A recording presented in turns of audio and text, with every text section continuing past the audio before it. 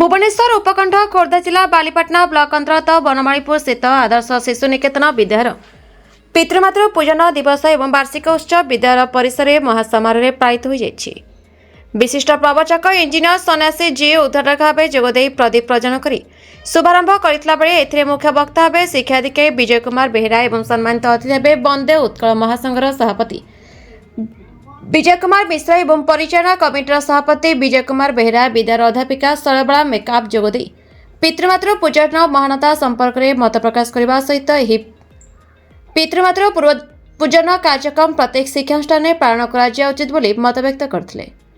उद्यापन उत्सव में मुख्य अतिथि भाव ओडिशा उच्च न्यायालय वरिष्ठ आईनजीवी सुमंत कुमार स्वाई, मुख्य वक्ता भाव बालीपाटना प्रेस क्लब सभापति दिलीप कुमार ओझा एवं सम्मानित अतिथि भाव विशिष्ट जादूकर विधुभूषण नायक जोगदे चित्ताकर्षक जादू खेल प्रदर्शन करथिला बेले समाजसेवी मागुणीचरण सेठी रमेश चंद्र साहू प्रमुख अतिथि माने जोगदे कृति प्रतियोगी मानकु पुरस्कार प्रदान करथिले।